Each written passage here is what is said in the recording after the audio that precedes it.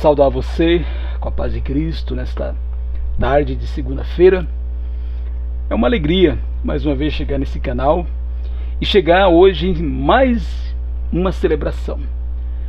Semana passada eu disse que nós tínhamos chegado aos 500 inscritos no nosso canal e eu pedi de maneira assim humilde a você que continuasse compartilhando o canal da Igreja de Jesus no Bairro dos Pimentas, da Igreja de Cristo no Bairro dos Pimentas. Você sabe, você me conhece, eu sou um discípulo de Jesus, meu nome é Valdir. E hoje estamos com 543 inscritos. Quero saudar cada um dos 543 inscritos e dizer que é uma alegria que você esteja assim meditando na palavra de Deus, refletindo, porque o objetivo desse canal é um só: refletir, meditar, pensar na palavra de Deus, que tanto é poderosa para nos tornar pessoas melhores neste mundo, para vivermos uma vida melhor aqui na terra, inclusive nos preparando para vivermos nas regiões celestiais. Hoje o nosso tema de hoje, na verdade, foi uma mensagem que eu tive o prazer de compartilhar na Igreja de Deus, lá no centro da cidade de Guarulhos, né? Aqui na cidade, no sábado, na reunião, no encontro de irmãos. E a recepção foi tão boa que eu quis agora compartilhar também nesse canal. Convido você a abrir sua Bíblia em Daniel capítulo 6. Daniel capítulo 6. O tema que foi pedido para que eu falasse lá quando eu estive na congregação do centro foi: dar graças a Deus em dias sombrios. Olha só. E eu te pergunto, o que você faz nos dias sombrios? Nas dificuldades, quando os problemas surgem, e parece que quando os problemas surgem, eles nunca vão embora. Alguns ficam paralisados quando passam por dificuldades. Outros ficam desanimados na vida, às vezes desanimados no casamento e, infelizmente, também desanimados na vida cristã. Eu lembro de pessoas que falaram: Valdir, eu vou dar um tempo da minha vida espiritual porque eu estou com vários problemas. E eu digo: irmão, não faça isso. São exatamente nas lutas, nas tribulações, nas perseguições, nos dias sombrios que nós precisamos nos aproximar ainda mais de Deus e, como consequência, aproximar do povo de Deus, a igreja dele. Alguns suportam com resiliência, sofrem, mas suportam. Mas o nosso desafio no tema de hoje é dar graças a Deus nos momentos de dor, nos dias sombrios, nos momentos de dificuldade. Daniel capítulo 6, versículo 10, diz o seguinte: quando Daniel soube que o documento tinha sido assinado, voltou para casa. Em seu quarto, no andar de cima, as janelas abriram para o lado de Jerusalém. 3 vezes por dia ele se punha de joelhos, orava e dava graças diante do seu Deus, como era o seu costume. Olha só. E 1 Tessalonicenses, que é o segundo texto que me foi pedido assim para falar, é aquele texto bem conhecido que diz o seguinte: 1 Tessalonicenses 5,18, que diz o seguinte: em tudo deem graças, porque essa é a vontade de Deus para vocês em Cristo Jesus. Um livro que eu li há alguns anos, daquele autor Max Lucado, hoje é uma figura bem controvertida, né, no nosso meio, mas o autor Max Lucado, em um dos seus livros, eu não lembro exatamente que livro foi, mas ele conta uma história que me marcou quando eu li o livro. Ele disse, numa experiência que ele passou bem no passado, quando suas filhas eram pequenas, uma das suas filhas, se não me engano Gena, o nome dela, ou era Gina, o nome dela, eles estavam numa reunião de amigos, com familiares, e ali tinha uma piscina e a filha dele caiu na piscina e as pessoas não viram, nem ele, nem a esposa viram, nem outras pessoas viram, e ela estava quase afogando quando alguém viu, tirou e salvou da morte certa que haveria caso alguém não tivesse percebido. E o Max conta no seu livro que à noite, orando com a esposa, ele diz assim: graças te damos, Senhor, pela tua bondade, pela sua generosidade, pelo seu amor para conosco, mostrando ao salvar a nossa filhinha. E você e eu que somos pais sabemos e imaginamos o sentimento de Max e a sua esposa quando passou por aquele momento. Só que no livro dele ele disse que algum tempo depois ele começou a pensar, e ele imaginou Deus falando o seguinte: se eu não tivesse salvado a sua filhinha da morte, eu seria menos bondoso, eu seria menos generoso, eu seria menos misericordioso, eu seria menos bom, caso eu não tivesse feito isso? Pois é, o Max fala que isso marcou a vida dele em termos assim de fé em Deus. Pois é, hoje, lamentavelmente, nós somos bombardeados, inclusive a Igreja de Deus também, com o que eu chamo de espírito de amigos de Jó. O espírito dos amigos de Jó é o seguinte: se está sofrendo, alguma coisa aprontou, fez alguma coisa e foi abandonado por Deus, porque alguém que é de Deus não pode sofrer. Pois é, era um pensamento que havia muito no Velho Testamento, o pensamento dos amigos de Jó, o espírito que eu chamo de espírito de amigos de Jó. Mas infelizmente é também um pensamento que existe muito hoje, especialmente no mundo religioso, mas também no nosso meio, que queremos viver o evangelho puro de Jesus. Quando ele disse lá em João 16:33, no mundo passareis por aflições. Nós sabemos que passaremos por aflições, passaremos por perseguições, mas muitas vezes também somos influenciados por esse tipo de pensamento. É um pensamento, eu quero aproveitar e fazer uma propaganda aqui para você. Esse é o meu mais novo livro, que eu tive a graça de Deus de escrever 3 livros. Esse é o recente, que é baseado exatamente no livro de Jó.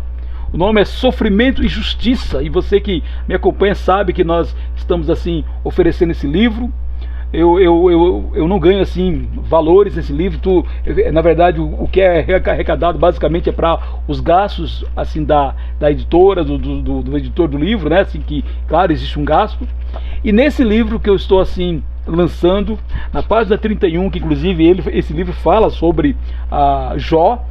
São 42 reflexões do livro de Jó, uma por dia que eu fiz. Na página 31, o Jó fala de Jó 6,4: porque as flechas do Todo-Poderoso estão cravadas em mim, e o meu espírito sorve o veneno delas, e os terrores de Deus se armam contra mim. Jó, naquele momento de sofrimento, ele imaginava Deus como um arqueiro com seu arco e flecha, brincando de arco e flecha, e tendo ele, Jó, como o alvo dessa. Algumas vezes ele fala isso assim durante o livro. Por quê? Porque Jó também era contaminado. Jó sabia que não tinha feito algo contra Deus, e ele não entendia por que Deus estava fazendo dele o seu brinquedo. Mas não foi somente Jó. Você lembra, aqui também no meu livro eu falo de Ruth, né? A Noemi, Ruth 1,13b. A Noemi, ela perdeu marido, perdeu 2 filhos, estava viúva junto com as suas noras, e ela diz o seguinte: a minha amargura é maior do que a de vocês, porque o Senhor descarregou a sua mão contra mim. Pois é um dos capítulos que eu falo nesse livro.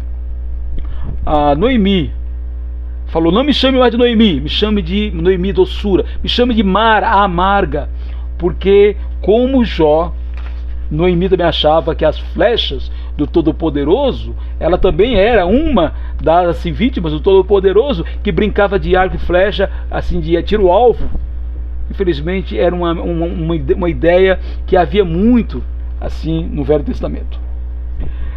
Mas eu vou te falar o seguinte: se nós formos honestos, nós entendemos Jó, nós entendemos Noemi.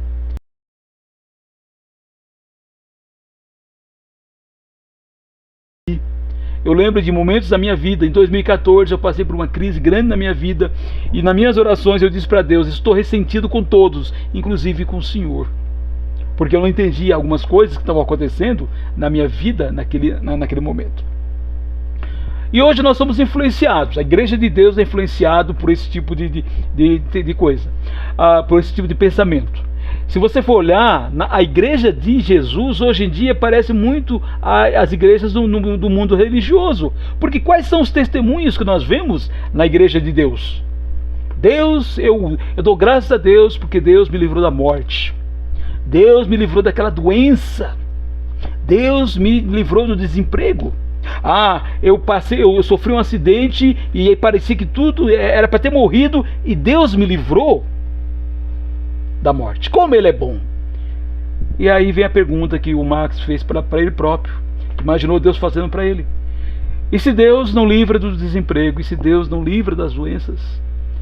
E se Deus não livra das dificuldades? Será que Deus deixou de ser bom? Será que nós não podemos louvá-lo mesmo nos momentos de dificuldade?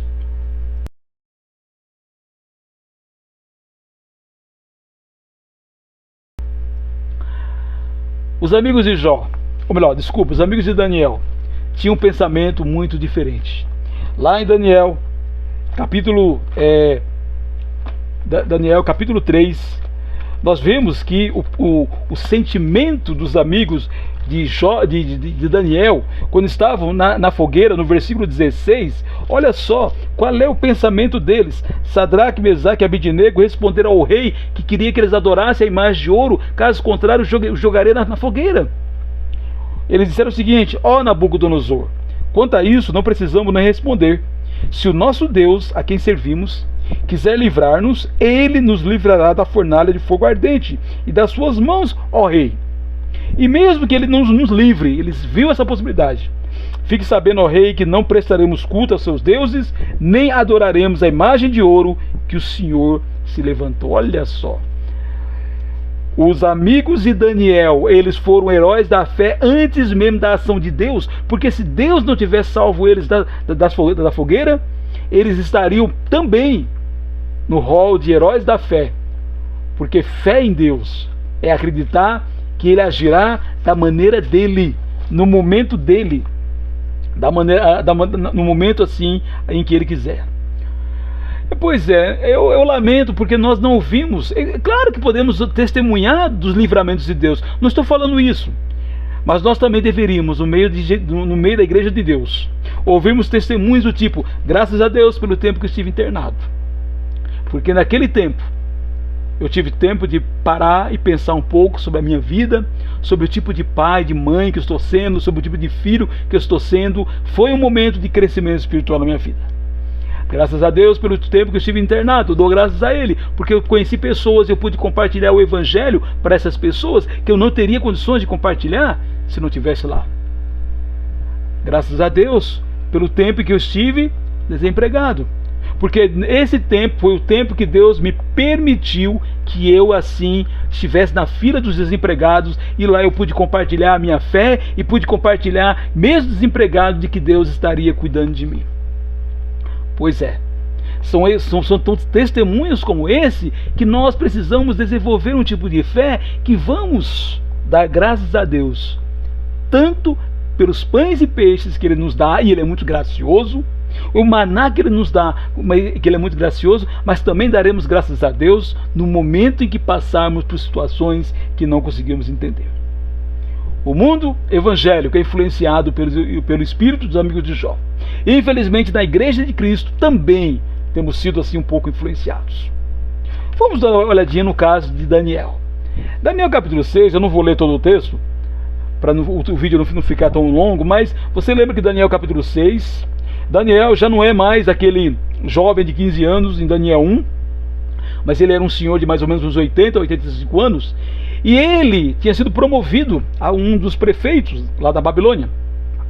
E o rei Dario estava pensando em constituí-lo como assim o prefeito ou o comandante de todos aqueles prefeitos ou sátrapas, como eles são chamados. E os inimigos de Daniel pensaram: como é que vamos assim derrubar Daniel? Não podemos derrubá-lo acusando de nada, porque ele é um homem justo, porque ele é um homem honesto. Vamos derrubá-lo através da fé dele. E aí eles convenceram o rei Dario a fazer um edito, uma lei em que ninguém poderia assim orar durante assim um período de tempo. Ele se ordenando que todo aquele que nos próximos 30 dias fizer um pedido a qualquer Deus ou a qualquer homem, e não ao Senhor, ao rei, seja jogado na cova dos leões. O rei não imaginava que seria atingir Daniel, porque ele admirava Daniel, mas ele, provavelmente muito vaidoso, topou. E olha só, versículo 10: quando Daniel soube que o documento tinha sido assinado, voltou para casa, em seu quarto, no andar de cima, As janelas abriam para o lado de Jerusalém.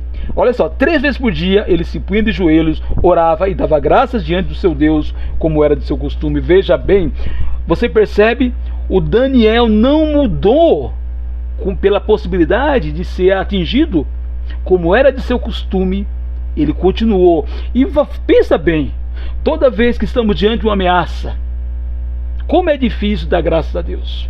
Ficamos muitas vezes centralizados em nós mesmos e não conseguimos dar graças a Deus, porque como é que isso vai me ajudar? Mas Daniel, mesmo correndo o risco de ser jogado na cova dos leões, como acabou acontecendo, foi milagrosamente liberto por Deus, Daniel continuou dando graças a Deus. Agora, o que teria pesado em Daniel tomar essa decisão? Eu diria que Daniel tinha um histórico com Deus. Capítulo 1, versículo 8, é aquele texto muito conhecido, em que o Daniel, ele não quis se contaminar com a comida do rei. Versículo 8, Daniel resolveu não se contaminar com as finas iguarias do rei, nem com o vinho que ele bebia. Por isso pediu ao chefe dos eunucos que lhe permitisse não se contaminar. Ele não se contaminou. Essa primeira decisão de Daniel foi muito importante, porque dessa decisão, se ele tivesse fraquejado nessa primeira decisão, possivelmente também teria fraquejado nas demais decisões. Capítulo 2, versículo 16. Quando o rei estava querendo matar os sábios, o Daniel, olha só, ele também seria um dos mortos, porque ele era colocado como um dos sábios. Daniel foi falar com o rei para pedir que lhe desse tempo, e ele revelaria ao rei a interpretação. Então Daniel foi para casa e explicou a situação a Ananias, Misael e Azarias, seus companheiros, para que pedissem misericórdia ao Deus do céu sobre esse mistério, a fim de que Daniel e seus companheiros não fossem mortos com o resto dos sábios da Babilônia. Versículo 19. Então o mistério foi revelado a Daniel numa visão de noite. Olha, e ele bendisse a Deus, dizendo que ele é o Senhor de eternidade e eternidade. Daniel lembrava de como Deus tinha livrado ele e seus companheiros e também os sábios da Babilônia, quando o rei pediu que não somente eles interpretassem o sonho, mas primeiro falasse que sonho ele tinha tido, algo impossível, que somente Deus podia fazer. E Deus fez isso. E com certeza isso fez uma grande diferença na decisão de Daniel. Capítulo 3, nós vimos como os amigos de Daniel, já lemos, se mantiveram fiéis. Daniel não estava naquele momento, mas os amigos dele se mantiveram fiéis, mesmo com risco de serem jogados na fornalha ardente. Pois é, agora não seria diferente. Daniel sabia que aquele decreto foi planejado por seus inimigos, objetivando que ele fosse morto, fosse jogado aos leões. Mas Daniel acreditava que Deus continuava no controle daquilo. Olha só, a pergunta errada que nós fazemos quando alguma coisa acontece e nós não entendemos. Estamos numa luta, estamos numa dificuldade. A pergunta errada é: por que isso está acontecendo comigo? Eu não mereço que isso aconteça. Eu tenho sido fiel ao Senhor. Mas a pergunta correta é: o que o Senhor quer me ensinar ao permitir que eu passe por isso? Quais são as lições? O que o Senhor quer fazer comigo para a sua glória, permitindo que eu passe por essa situação?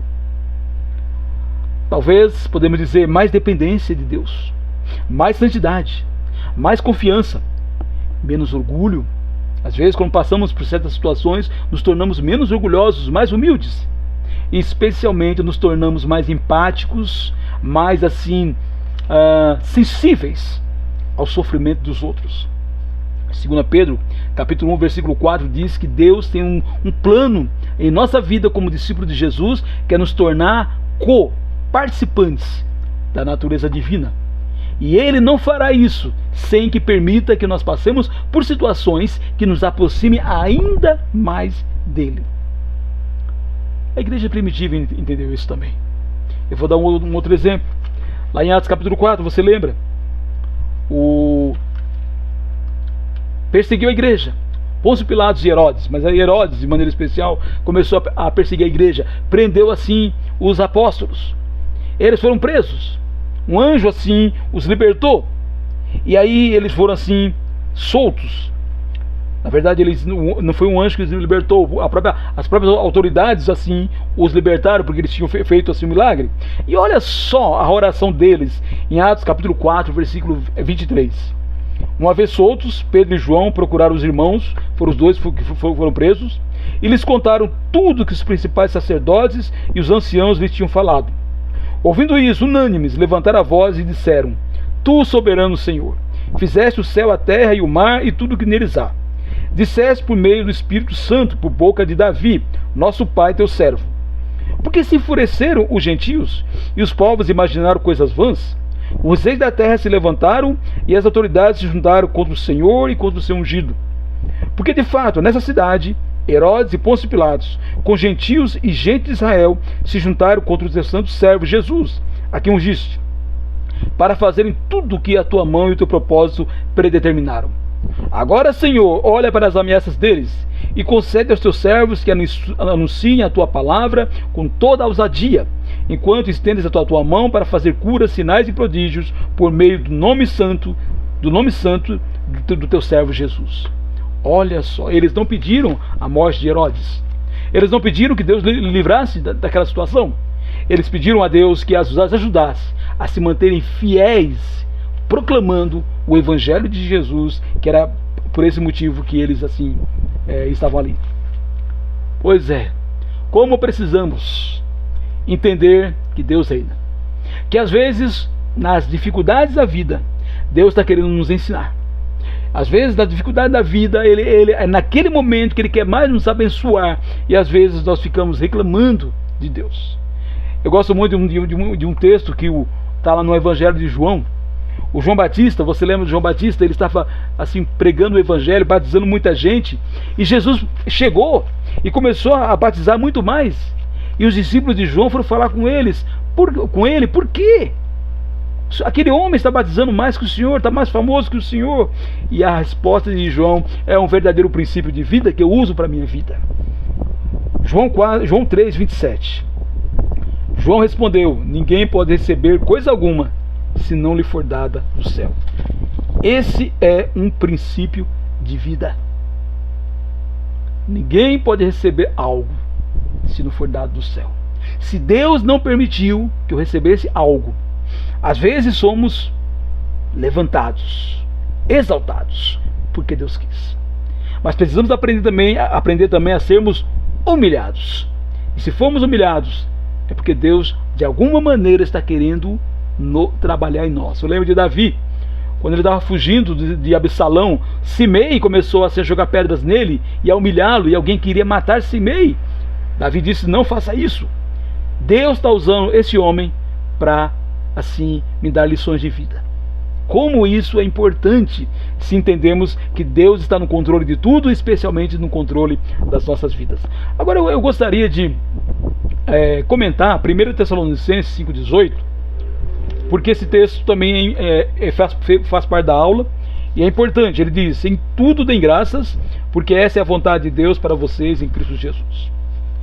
Às vezes a gente precisa olhar o Novo Testamento no grego, como eu fiz, olhando o Novo Testamento assim no grego.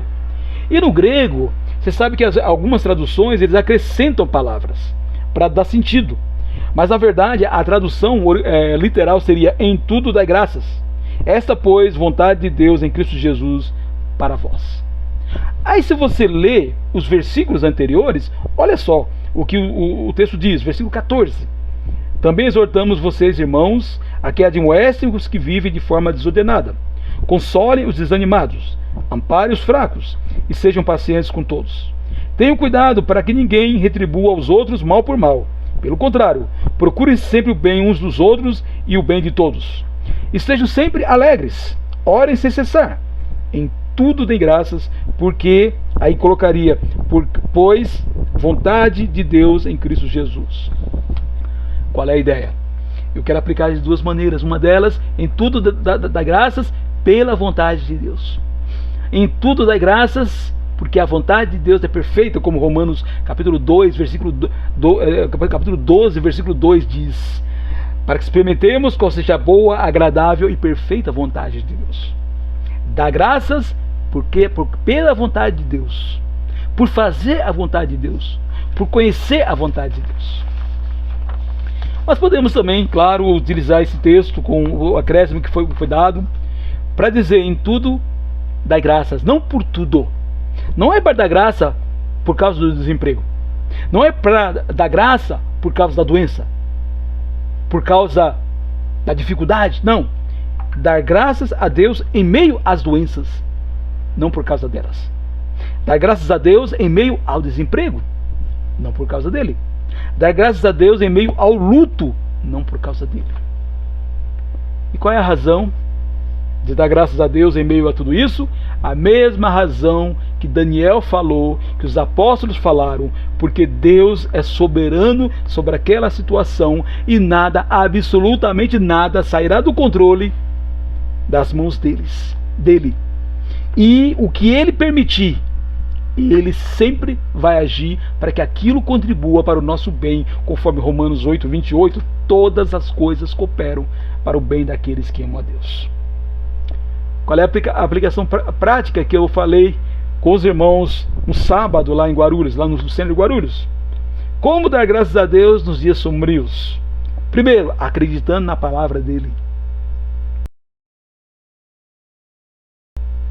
E a palavra dele está cheia de textos que diz que tudo o que acontece conosco, como Romanos 8:28, vai contribuir para o nosso bem.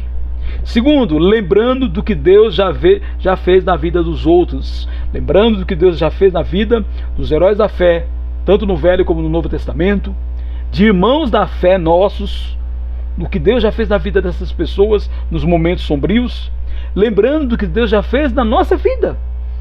Eu estou há mais de 3 décadas seguindo a Jesus. E quantas coisas boas, quantas as bênçãos Ele já realizou na minha vida, transformando o que era muitas vezes desgraça, o que era muitas vezes para destruição, tornando motivo de louvor e me tornando mais parecido com Ele e me tornando uma pessoa muito melhor em razão das dificuldades vividas.